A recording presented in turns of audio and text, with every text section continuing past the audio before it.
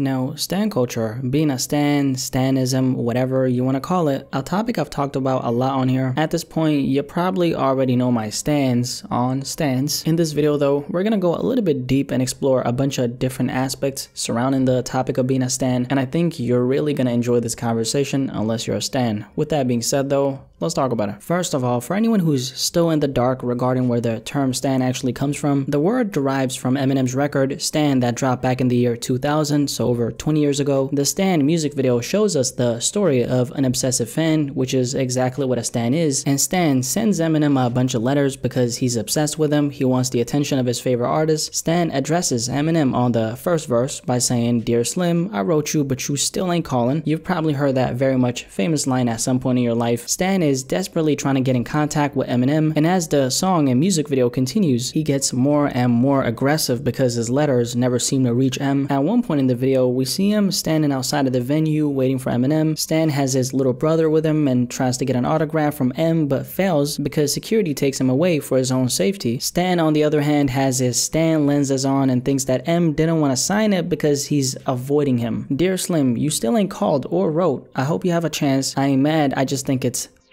you don't answer your fans." That's him addressing Eminem regarding all the letters he sent him, and Stan, unfortunately, obviously has no clue that Eminem genuinely hasn't received any of them. "If you didn't want to talk to me outside of your concert, you didn't have to, but you could have signed an autograph for Matthew. That's my little brother, man. He's only 6 years old. We waited in the blistering cold for you for 4 hours and you just said no. That's pretty shitty, man. You're like his idol. He wants to be just like you, man. He likes you more than I do. I ain't that mad though, I just don't like being lied to." Keep in mind that Stan has a very skewed perception of Eminem, and on top of that, the majority of the song really favors Stan's perspective. I say that because without watching the music video, you would think that Eminem generally doesn't care about his fans. The storytelling and just overall writing on the record is so biased against Eminem, which only tells me how good of a job he did on painting this very vivid picture of the obsessive fan in question. But as you're listening to him rap and as you're watching the music video, which complements the writing so well, you realize that the only delusional person in here is Stan himself. He not only feels entitled to Eminem's time because he's blaming M for something he can't control, which is the letters not reaching him, but he also tries to guilt trip Eminem by mentioning that he listens to him when he's depressed. He has a tattoo of him across his chest. His girlfriend is even starting to become jealous because he's constantly talking about Eminem around her, and I guess we could say that he's simping for Eminem. On top of that, Stan mentions how he's now self-harming because Eminem talks about that in his music. The third verse of the song is where things get really interesting but also kinda sad. While Stan is sleeping, his girlfriend decides to explore the basement, the place where Stan has been locked in for weeks on top of weeks, writing letters to his fave,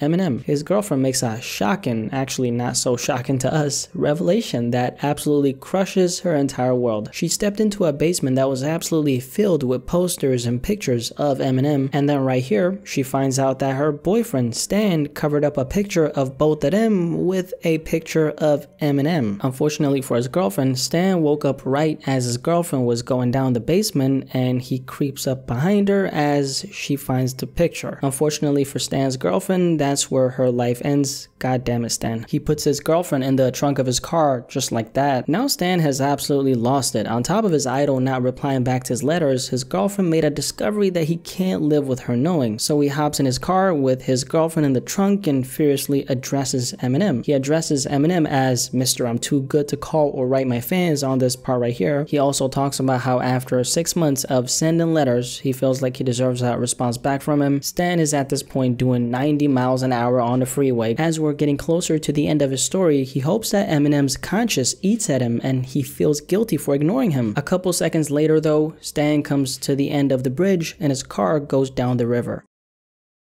And now, on the fourth and final verse, the letters Stan sent Eminem finally reach him, but obviously at that point it's too late, and obviously Eminem has no clue that Stan is, he's down a river, he's gone. Regarding the fourth verse, Eminem apologizes for not writing back to him sooner and explains that he's been busy. He writes an autograph for his little brother on a cap. He also addresses and makes it clear that he didn't in fact ignore him at his show, he just missed him. On this part right here, Eminem talks about how Stan probably needs needs, some counseling because he seems way too obsessed with him. He also makes it very clear that he doesn't indulge in any self-harm and that he just talks about it in the music. On this part right here, Eminem tries to understand why Stan is acting so strange. He says that he needs to treat his girlfriend better. He hopes that his letter reaches him in time before he does something crazy. And then at the end of the verse, Eminem mentions how he saw something on the news that left him a little bit shook. And that story Eminem saw on the news involved a guy drunk driving with his girlfriend in the trunk. Come to think about it, the guy's name was, and that's when he realizes that Stan's obsessive, unhealthy, and crazy behavior is exactly what led to his demise. Now that is the story of Stan, a guy who took being a fan way too far, a guy who felt entitled to his idol's time because he connects with his music, a guy who decided to drive over a bridge into a river because his role model didn't respond back to his letters. Even though this specific story is a fictional one, Eminem's intention with the song and music video was to let his fans know that they shouldn't take any and everything he says on his records literally.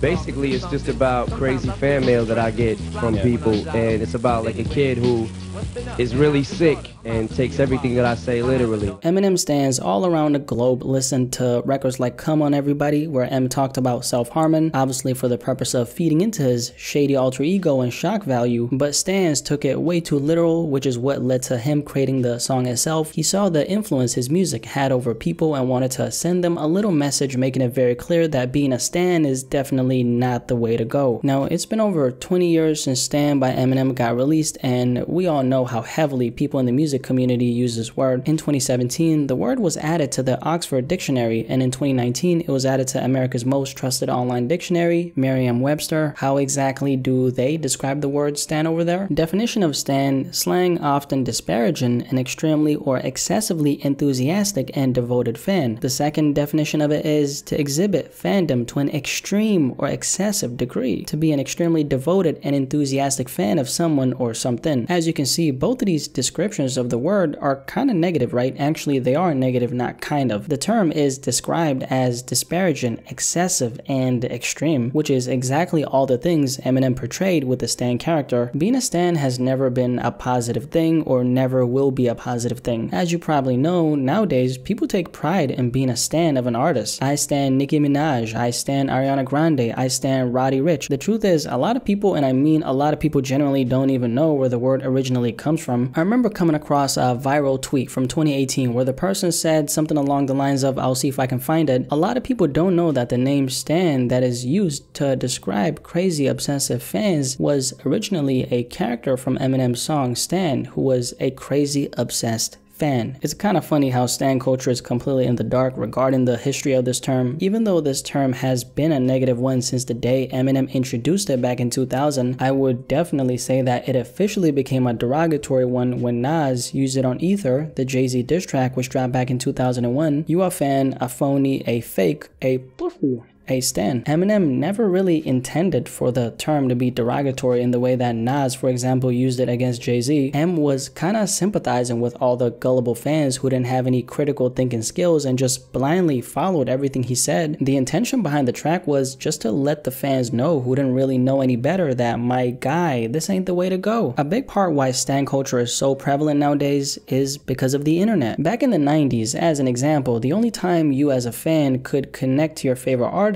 was by, of course, listening to their records, or by seeing them on TV, or, going to a concert when they come to your city, or maybe seeing them on the news somewhere, or maybe a billboard downtown. You being exposed to your favorite artist a lot just didn't happen. There just wasn't a lot of ways you could really connect to them besides the music and occasionally seeing them, maybe like once a year when they're performing in your city. Nowadays though, that has obviously changed because of social media. You gotta keep this in mind, but in this day and age, there are so many different outlets you could connect to your favorite artist through, and the more outlets there are, the more you get exposed to them in different ways, and that automatically contributes to the prevalence of stan culture. And why is that, you may ask? Well, because the bond between the artist and the stan gets stronger and stronger as time goes on, because the stan has access to all kinds of content involving their fave. But here's the dark part about it, which leads us to the next point. That bond is, at the end of the day, one-sided. There's a psychological term called parasocial relationships that explains explains how this works. Now, what that term means is that one person essentially has a one-sided relationship with another one. How it works in regards to someone being a stan is this way. Let's say I stan Roddy Ricch. Actually, that's not a good example because technically I can't stan myself. Let's use Ariana Grande for example. Now, this is an artist who has millions of stans all around the world. These stans follow Ariana very closely. They're pretty much obsessed with everything about her. On top of that, they furiously call out people on Twitter who don't like her music and whatnot. Now, these stans are investing all this emotional energy into a person who doesn't really know that they even exist. Even though that's not normal behavior, it makes a lot of sense since Ariana Grande is a superstar. She obviously can't keep track of everyone who supports her, which means her millions and millions of devoted fans are automatically gonna have that one-sided relationship with her since they know everything about her, but she doesn't know anything about them. But this is where the issue comes in. The issue is just that Ariana Grande has no kind of connection to all those obsessive fans of hers while they do. Now, the key word here is obsessive. We're not talking about casual fans here, so keep that in mind as Blackie keeps on speaking. They connect with her through constantly listening to her music, through her Instagram posts, Instagram stories, her tweeting, interviews, and also through talking about her with other stans and stan accounts on social media. And that right there, that last point I made, that's something that definitely really strengthens the bond between the fan, actually the stan base in this case. And this is where the sense of a tribe comes in. Hear me out. Let's put the stan conversation aside for like 10 seconds. People, okay, human beings want to feel like they belong somewhere, period. We desperately want to feel like we have a place where we fit in because human beings are obviously social creatures by nature. We thrive off of sticking together. On top of that, this is how humans initially evolved, through tribes. We humans are social species, tribal by nature. We're given to gatherings and communing in familiar groups. Belonging, our capacity and need for empathy, compassion, and communication is in our DNA. Now, this right here kind of gives us the insight into the psychology of a stan. Now, back to the Ariana Grande example. So Ariana stans on Twitter, for example, become so connected because they feel that bond between each other. They have something, which is an artist, Ariana, that keeps them glued together as a fan.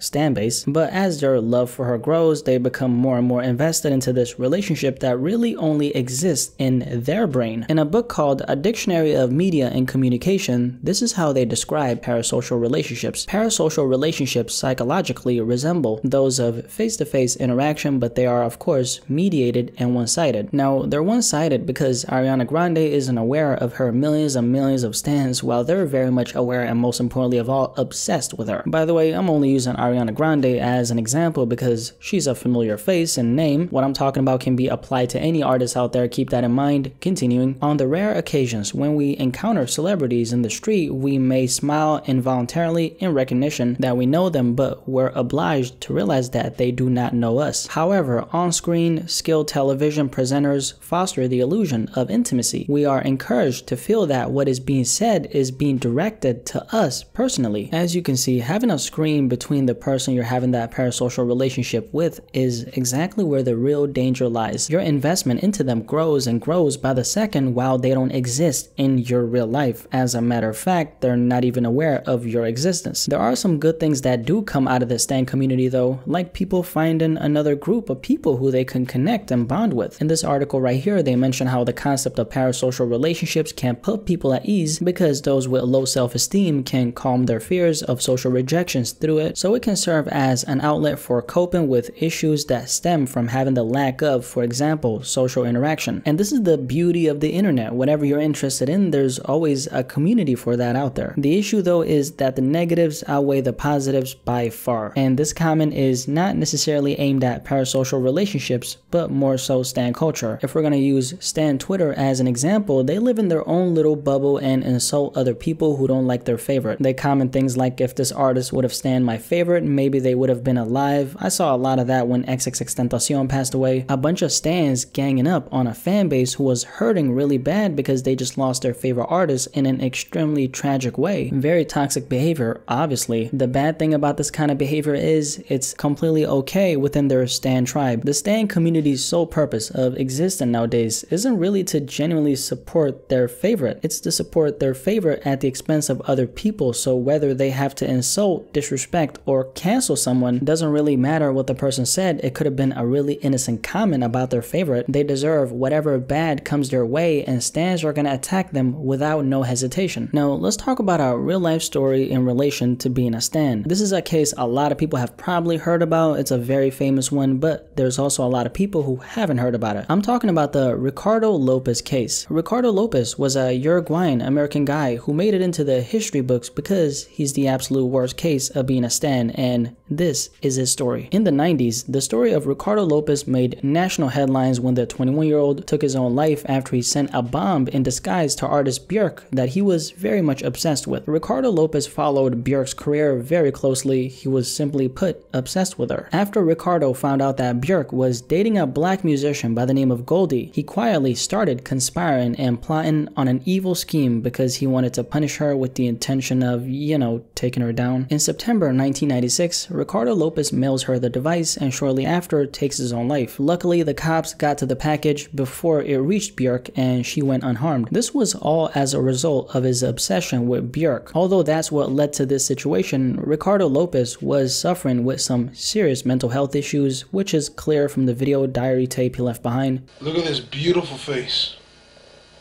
This cute, innocent, sweet and shy thing.